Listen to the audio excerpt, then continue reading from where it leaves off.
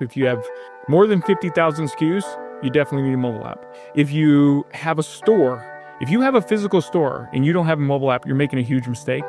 There's actually a study that shows that 50% more people use their mobile app if there's a store within 25 miles. I think that's an incredible study that tells you that the use case of mobile app is your loyal customers. In other words, they use your mobile app because they trust you, because they're going to spend more, and because there's a store nearby that, obviously regionally makes sense. So these are your most loyal customers. Welcome to How I Grew This, where we dive into the world of digital marketing and connect with leaders in the space about how they're scaling, evolving, and growing. Hello, everybody, and welcome to How I Grew This. We have a very special guest today. This is How I Grew This first, I think. We have a return guest, but he's been up to a lot of amazing things since the last time we spoke to him, so definitely worth having him back. Matt Hudson, welcome to How I Grew This again. Thank you for having me. I keep growing, so. Yeah, there's more growth to discuss.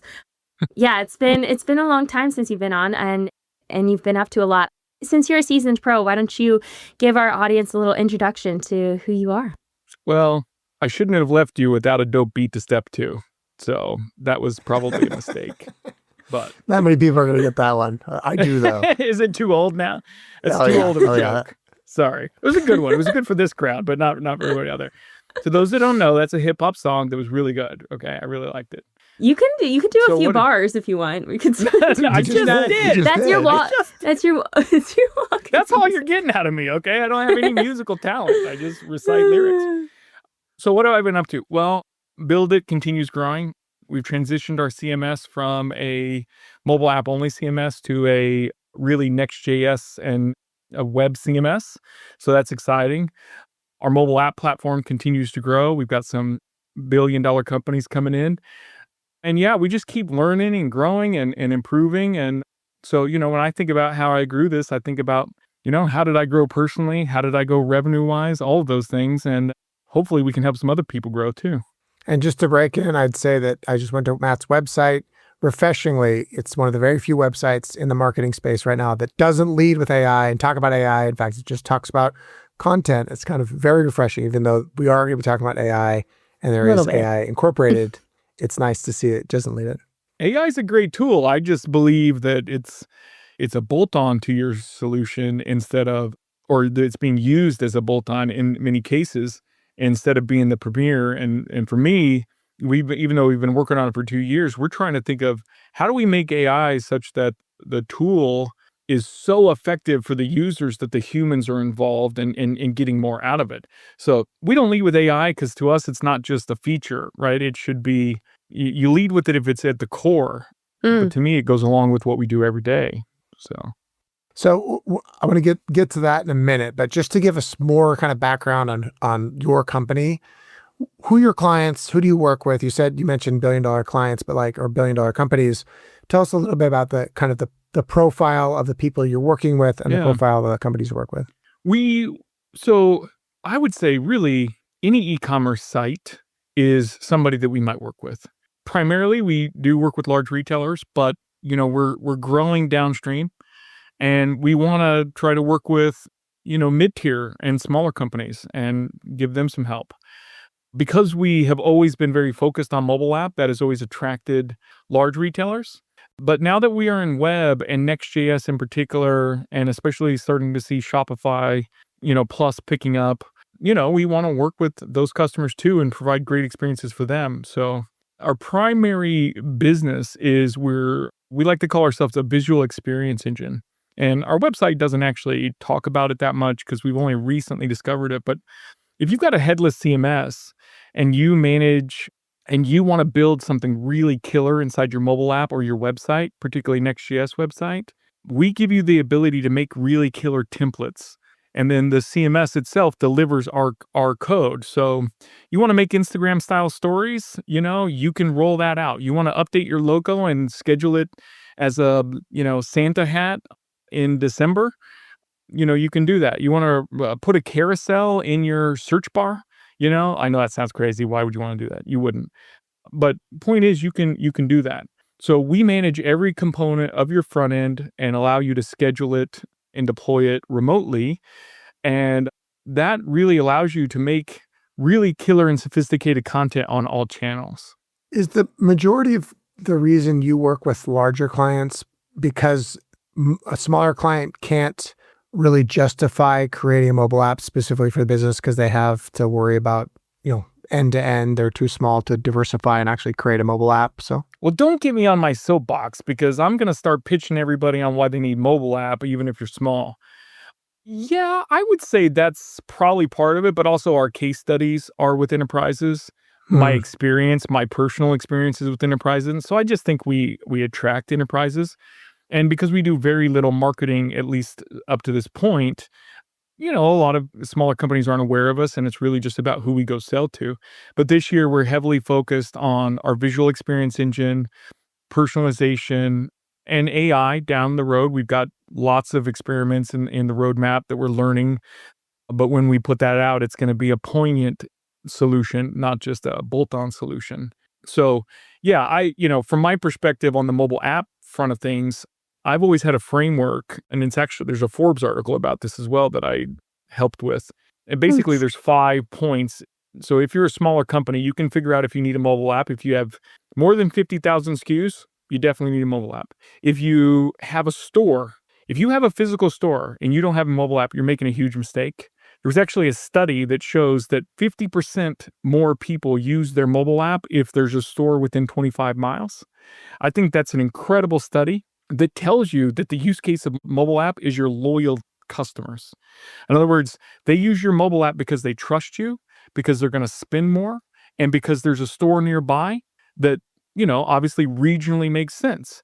So these are your most loyal customers. So that leads to the next part. If you have a loyalty program, if you want customers to come back and you have a loyalty program and you don't have a mobile app giving them the easiest way to come back, then you're really putting the cart before the horse. And then I would just say the last bit is just kind of revenue based, right? Like if you are a $500 million company or even a $100 million company, I think you probably need a mobile app. Sure, if you sell $100 million of one product, then maybe not. But any diversity of catalog, younger customers is what people think of. But the truth is that there's an app I worked on for many years that anybody who knows me knows this, but it has more 50 to 55 plus customers than 18 to 24. More. So don't tell me that my grandma's not using the app. My grandma is using the app, okay? Now, maybe not every app, but if she likes your business and she's really loyal to it, she's going to use it. All right, I'm a small client. I am on Shopify, right? So I'm an e-commerce company. I use Shopify. Why do I need a mobile app? So again, if you have a small number of products, probably don't, right? If people are coming back once a year, probably don't. Right? But if you've got a loyalty program and they come back every month, then you better give them the best way to buy. Now, Shopify is a little tricky because they have the Shop app. So the Shop app is obviously, provides small companies the ability to have a mobile app experience. Now, I don't think that there's a ton of people using the Shop app. I mean, I do have it and it's nice. It's a good app. I'm not 100% sure that people are even that aware of it.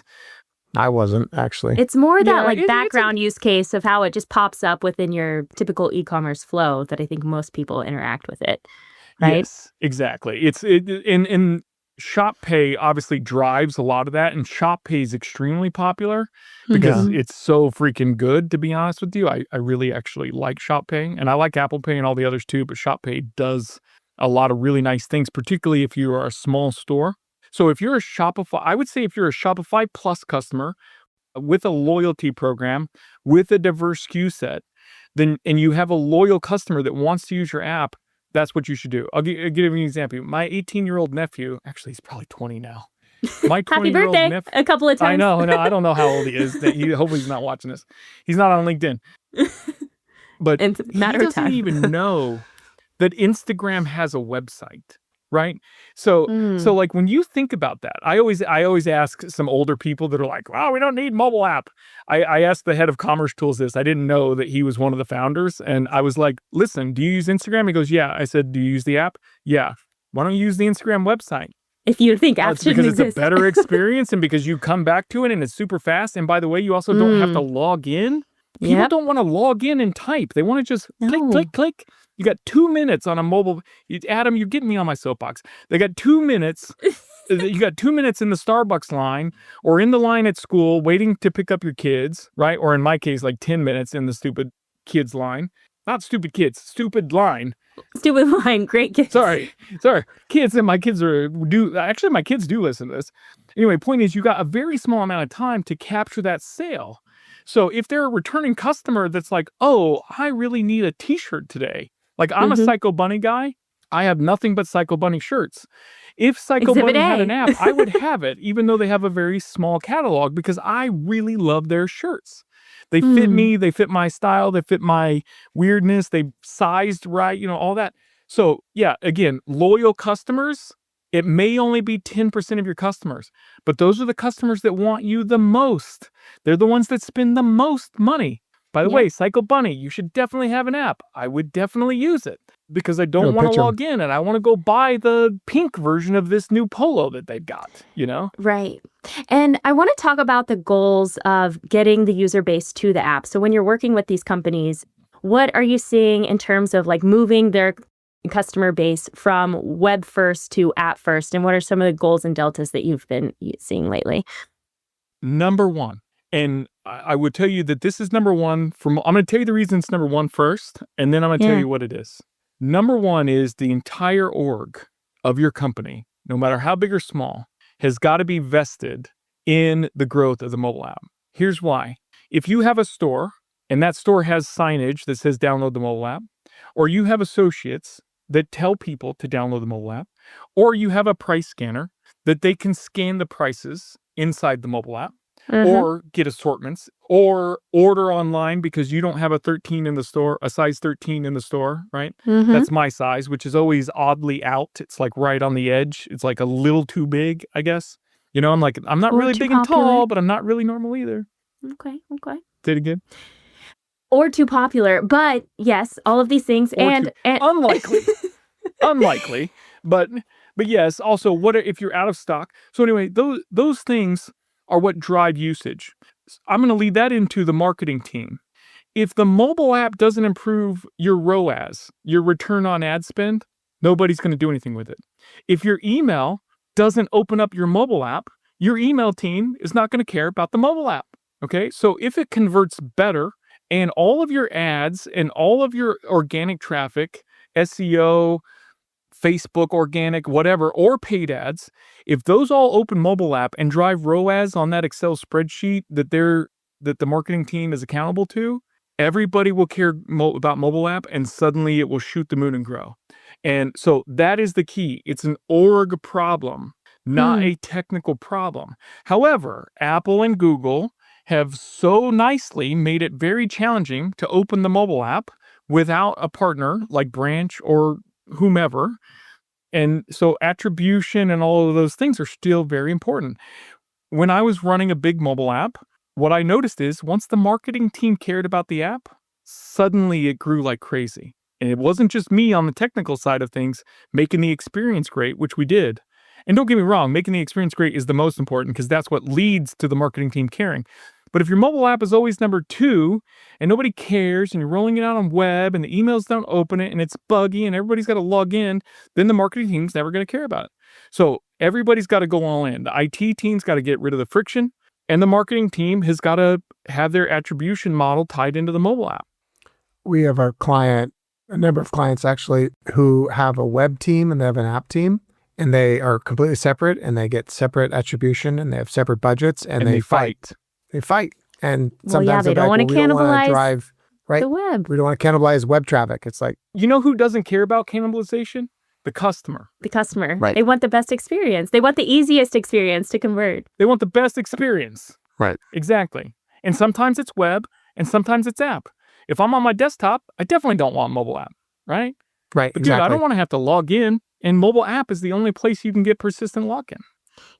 Unless you're buying something on desktop and then pop up a QR code at the end of get notifications of when, your order's coming or that's whatever true. it I mean, is. that's fancy Creating pants. those You're way ahead of the creating ball on those that. fancy experiences. Hey, it's pretty cool. So tell me about how you drive that mindset shift within an organization to get everyone bought into the app outside of building a great app that is, that experience that's going to drive those users there in the first place.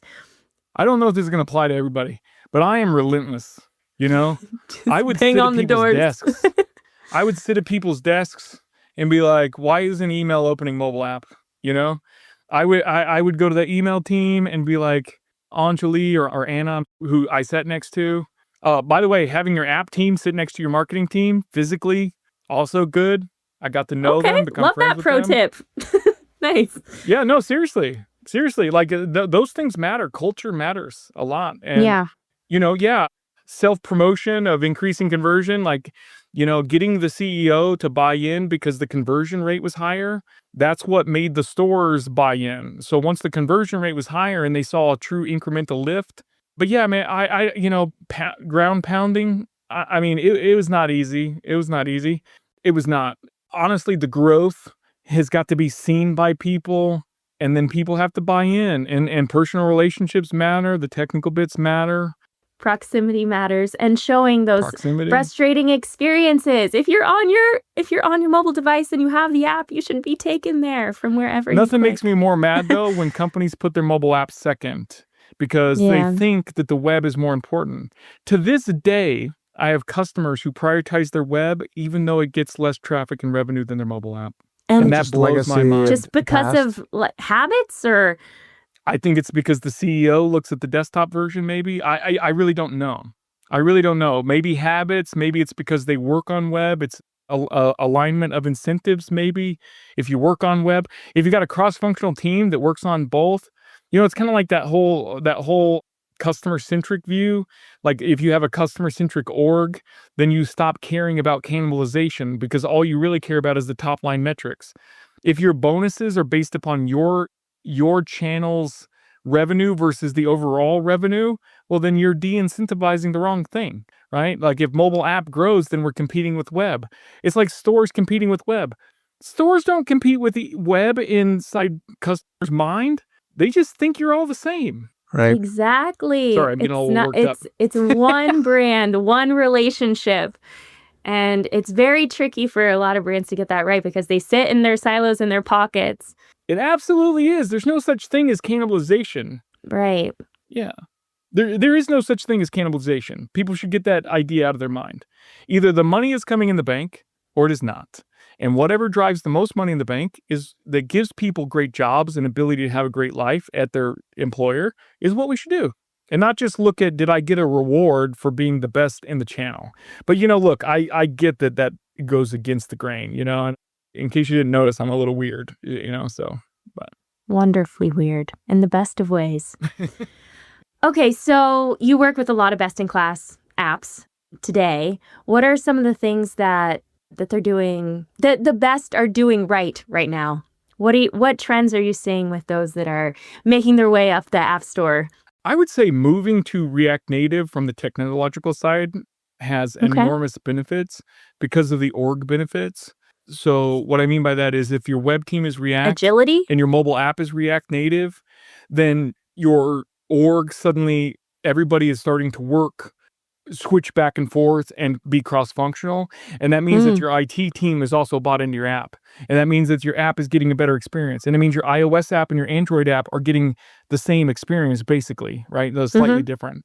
And so I think that one technical decision can be a really beneficial decision because it allows you to move at the speed. The website gets PayPal, mobile app gets PayPal. Yeah. Website gets performance improvements on the APIs, mobile app gets performance improvements on the APIs. As long as the more disjointed those two things are in the org, the more poor experiences the user has. If I've got to have an Android team and an iPhone team and separated, which look, I'm a native guy, okay? I loved native for years, but if in e-commerce, it doesn't really make that much sense The experience is basically a container experience. And also Android and iPhone, let's just be honest, they're basically meshing in the way that they look and the way that they feel, right? Anyway, my point is, in order to not leave anybody behind, the technical team needs to be able to deliver as fast as the web. And the web team, if they can work on mobile app, will also be bought into it. So I would say switching to that so that they can move faster. Having all of your channels open up mobile app so that there's a focus on it, right? Again, driving the attribution. Heavily personalized content, whether that's push notifications, order notifications, integrating with geo. It's kind of an optimization, but knowing where somebody is and giving them a store mode if they have store mode. Oh, yes. I mean, I personally, now look, not everybody can do this, but I personally really love like when you can self-checkout from the mobile app. Mm-hmm. Delivering app clips from, being able to pull up an app clip without having the app downloaded. All of the wallets are extremely important. Even Google Pay now is important. Yeah, wallets is a big one, I think, actually. So I'm going to jump in on geo, generative engine optimization, or I call it AIO. I don't know what's going to take off.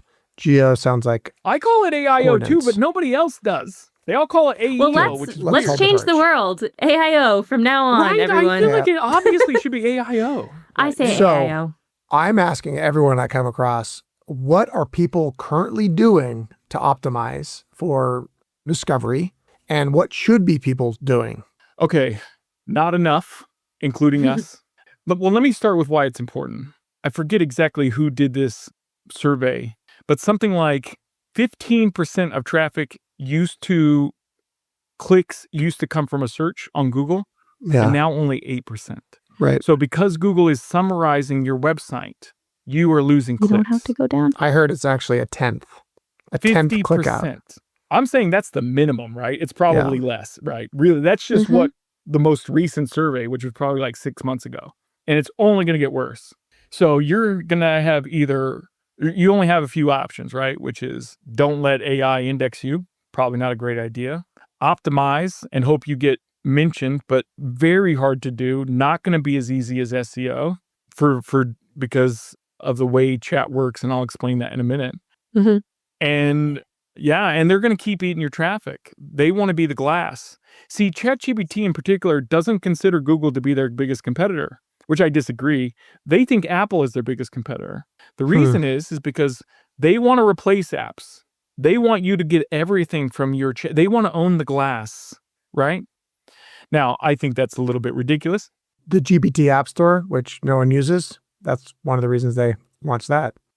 True. I mean, there's a million reasons, but yeah, that definitely is part of it too, right? Like, point is they want to own all of it, right? And look, I think competing with Google is big enough. Let me know when you beat Google, and then we can talk about Apple, okay?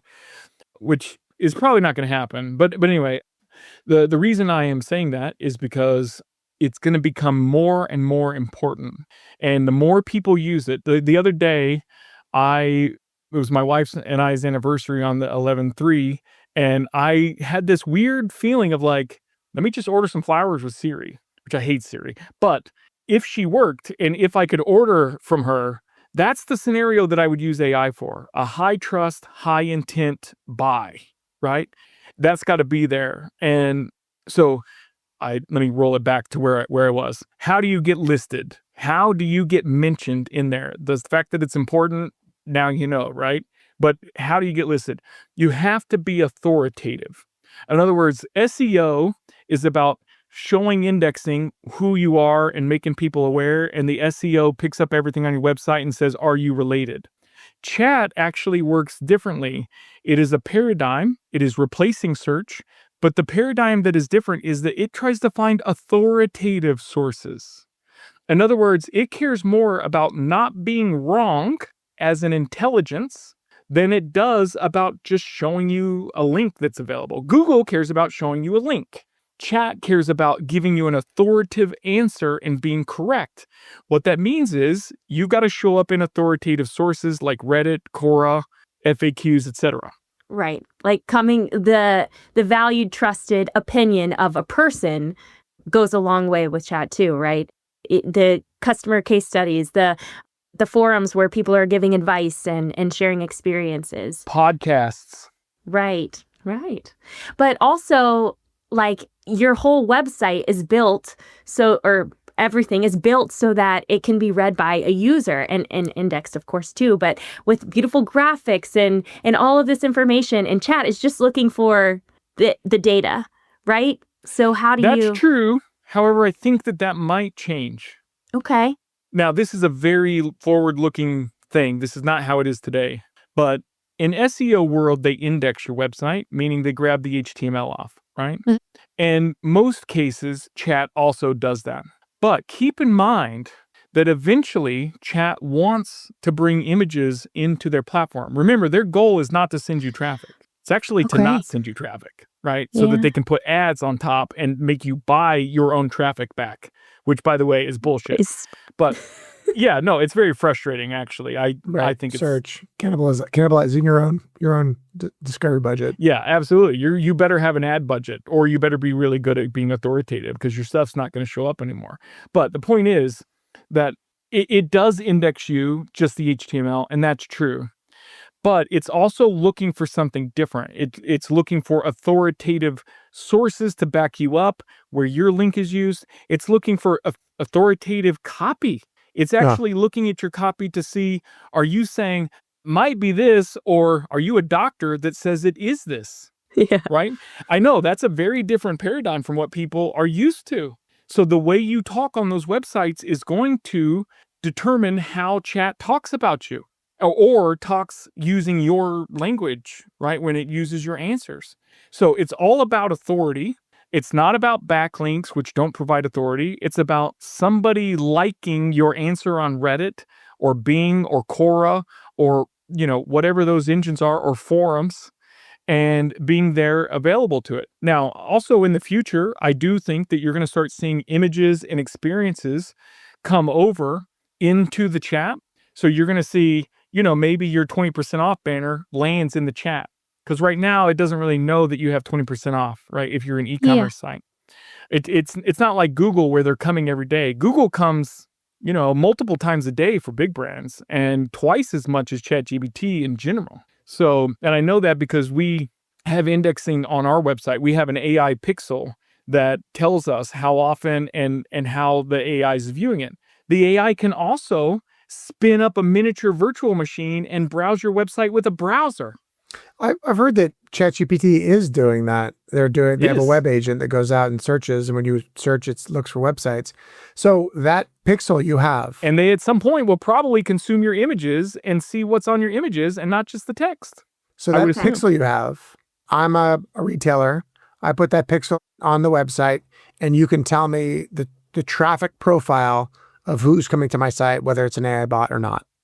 We show you the signals and what they're viewing. So our AI pixel does one really simple thing, which is it tells you how and what the AI experience is. Or as you mentioned earlier, AIX, or my brother calls it AIX, which is what is the AI experiencing, right? Because it's not just indexing. What do you mean by experiencing? Like seeing the page, what they've consumed? Well, think about this. Pretty soon, Google will release a Chrome extension that will allow your AI to click around on websites for you, right? Yeah, I think OpenAI has that today. And they do inside the chat, right? But your entire experience might go through this transitionary period where the AI is clicking for you. So now the AI has a similar experience to somebody with, like, let's say, blindness, right? They can't visually see, but they can pick up your alt text and they can pick up your whatever. So now suddenly you have to think, okay, am I ready for those clicks? Am I ready? Can it read what I am showing? Am I showing just images? Am I showing actual HTML? And we don't really know what it can or cannot do. The pixel shows the client what their website looks like to an AI bot. Well, so it's not quite that advanced, but it tells you, are they browsing it as a browser? Yeah. Are they faking a human experience, like with a browser, so giving you the browser experience? Are they indexing it like you would think that they are? Yes. Are they clicking for you? Acting it out over here. Well, there's a lot of cool things because remember, it can move the mouse. So an example is if the mouse is moving like this, we know it's AI, right? And if it's erratic and got ADD like I do, then it's a human. Interesting. So Google Analytics will come in and tell me how many people visited my site. You'll tell me what percentage of those people that came in, what they did. So 10% were bots, 10% were humans, 40% were indexers. Well, no, we only tell you if it's a bot. So we'll tell you what bot, our confidence that it was a bot, because many of the bots will try to fake you into thinking it's a human. Right. And we will tell you, was it indexing your site? Or was it searching your site like with using a browser? Or was it just grabbing the HTML only? And it will give a confidence score to how confident we are that it's a bot. So for instance, when I rolled out my Pixel, one thing I learned that I had no idea was that TikTok was indexing the site and looking at it. What? ByteDance. I had no idea. Why? I don't know, because they're probably training an AI engine. That's what I would assume. That makes sense. So you talked about how it's important to be discovered through authoritative comments. You have a Pixel that helps measure.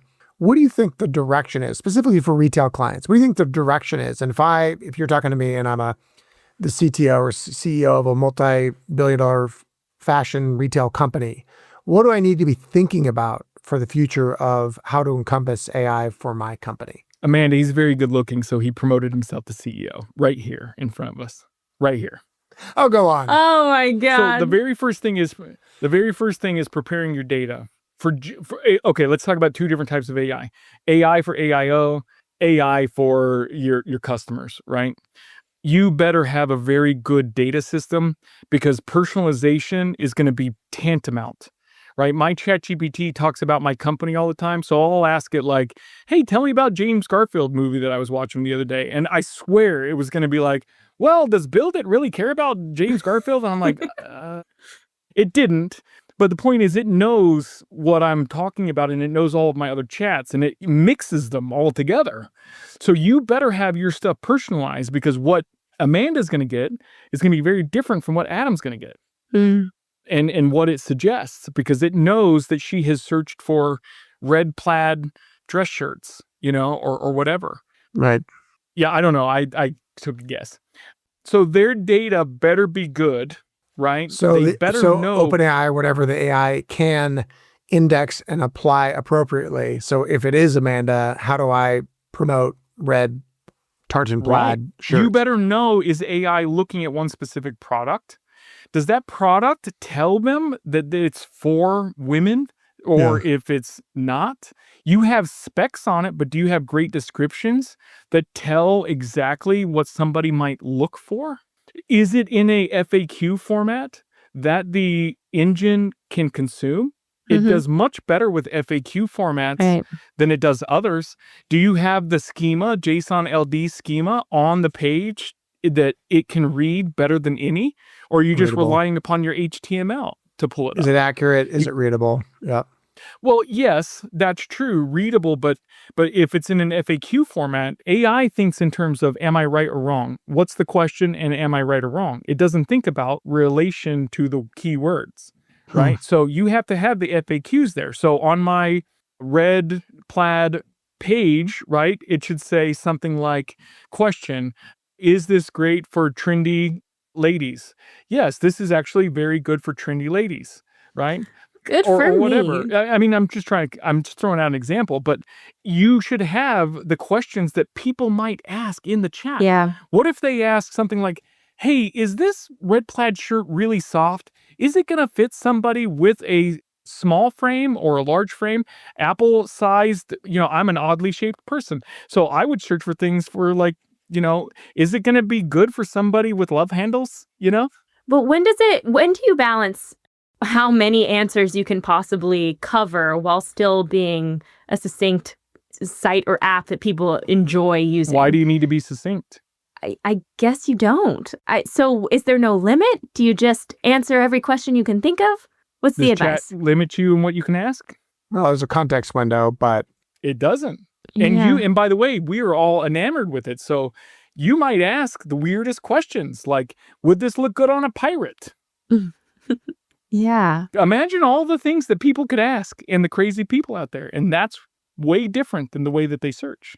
So you're an e-commerce company or some kind of retailer. You're trying to figure out how to succeed in mobile, how to keep up with AIO, how to do everything in the right way here. So Good luck. what are the go ahead. What was it? Good luck. Good luck. Where does this fit into it of like, hey, you need to cover your bases and really make sure that you are showing up? First thing is get the blocking and tackling, right? First of all, you should be monitoring if AI is looking at your site. You should pull all of the data out of your CMS and your CDP and whatever you know about that customer and put Yeah. it on the page. Now, the good news is it doesn't have to be visible. It's not like SEO, right? It doesn't matter that it's at the top of the page or the bottom of the page.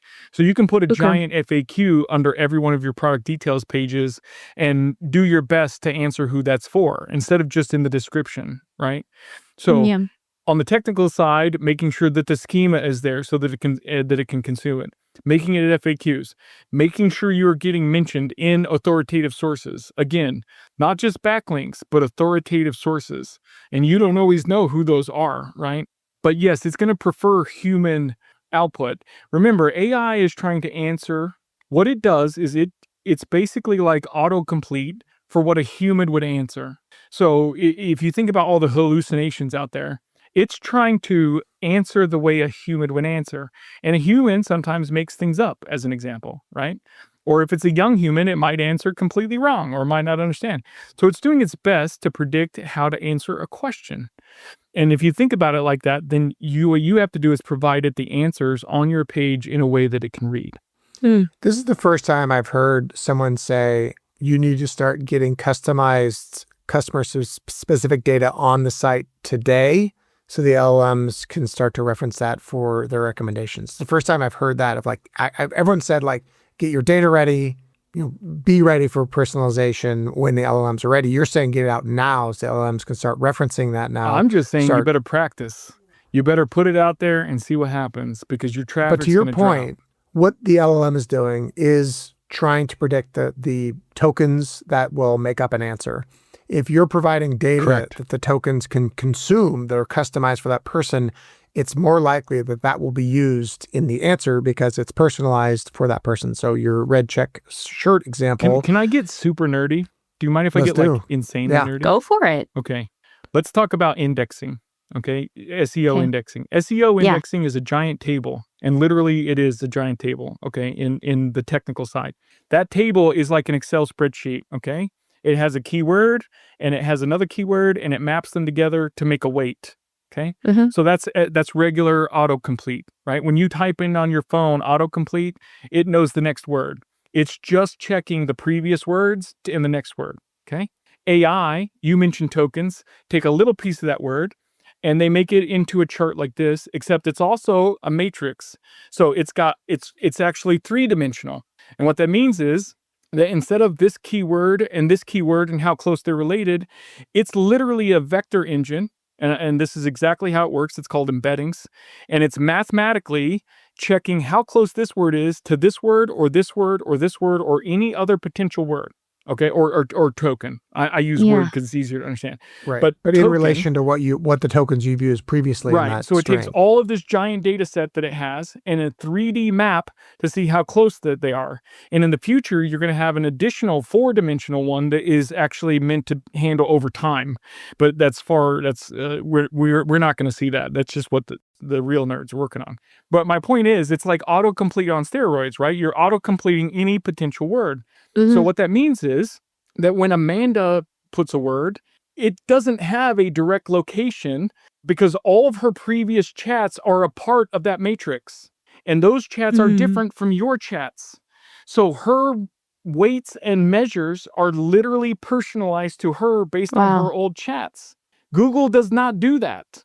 Google just shows you the best based upon the one set of keywords. ChatGPT is taking all of your personalized stuff that you've ever chatted about, and it is considering that in what word comes next. What that means is what brand comes next is also dependent upon how Amanda has talked about it before. If she has mentioned Macy's before, or she's mentioned Dillard's before, or maybe she's a Nordstrom girl. I don't know how much Branch pays, but if she has mentioned Nordstrom before, it's more likely that Nordstrom is close to that word. So I'm going a little too nerdy, but the point is that it will be personalized, and it is already personalized.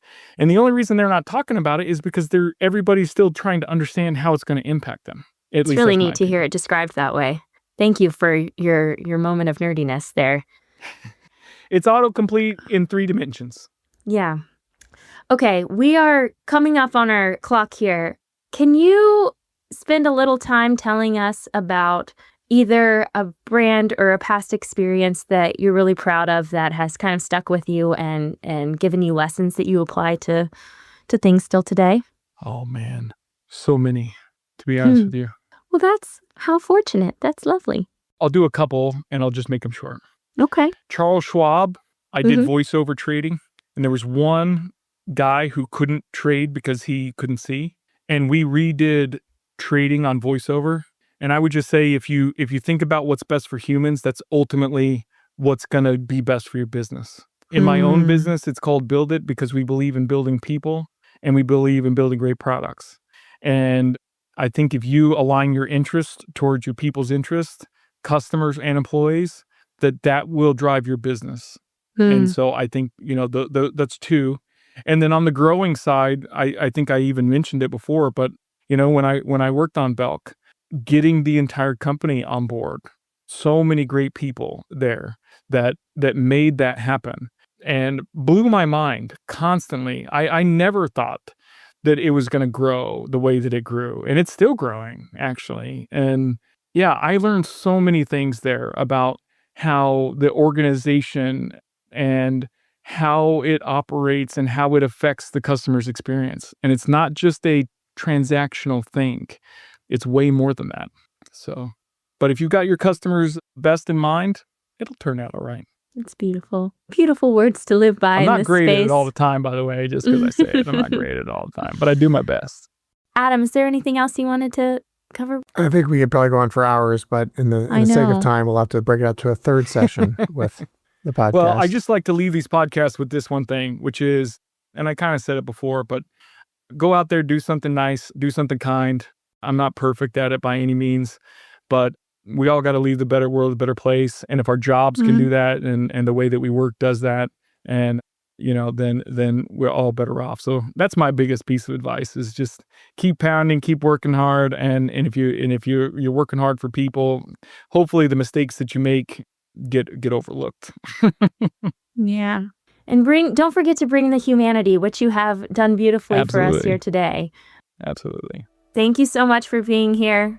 This was awesome. You. Really appreciate the conversation. Thanks for having me, guys. Thank you so much for listening. If you like the show, please leave a review wherever you listen to this and share with someone trying to grow their career or their business. Until next time, keep growing.